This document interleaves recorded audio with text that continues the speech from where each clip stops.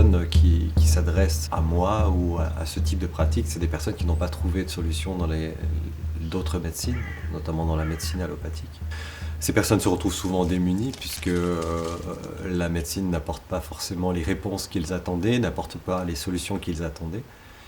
Et c'est souvent là on se rend compte que, effectivement, peut-être que le tout chimique n'est peut-être pas une solution et qu'il y a peut-être quelque chose à comprendre derrière ce processus de la maladie.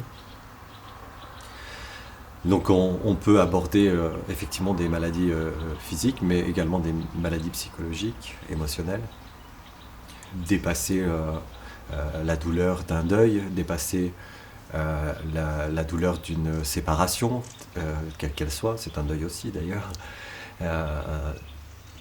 retrouver du sens à la vie, retrouver de la force, se libérer de liens transgénérationnels, de se libérer de mécanismes inconscients auxquels on n'arrive pas à se débarrasser. Style addiction? Une addiction également, oui, puisqu'une addiction est souvent liée à un manque. On vient combler quelque chose.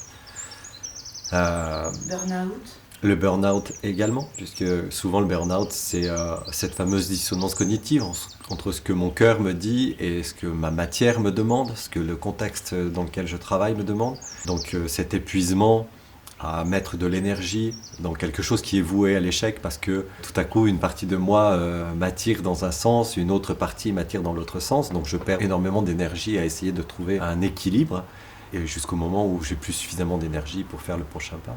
Donc effectivement, toutes ces questions peuvent être abordées. C'est souvent aussi un espace d'écoute. Aujourd'hui, les médecins n'ont pas le temps d'écouter les patients. En tout cas, j'ouvre un espace de parole qui est souvent le seul espace de parole dont les personnes peuvent avoir accès. Donc il y a déjà une première libération. Et souvent, à travers le langage, la personne déjà prend conscience de certains blocages, de certains positionnements qui peuvent être rectifiés, de certaines émotions qui peuvent être libérées. On n'est pas obligé de faire un choix entre le chamanisme et la médecine allopathique ou d'autres médecines thérapeutiques. Cela peut très bien être complémentaire, de continuer un traitement chimique par exemple qui nous permet de nous maintenir et d'avancer dans le processus de guérison et de venir chercher des réponses pour pouvoir libérer de manière plus rapide et peut-être d'aller jusqu'au processus de guérison final en essayant d'y mettre du sens, en essayant de comprendre ce qui s'est passé derrière la mécanique de la maladie. Qu'est-ce qui m'a happé, qu'est-ce qui m'a amené à me retrouver dans cette situation, qu'est-ce qui m'a amené à ne pas me respecter, qu'est-ce qui m'a amené à ne pas m'écouter. Toutes ces questions-là peuvent apporter de vraies solutions.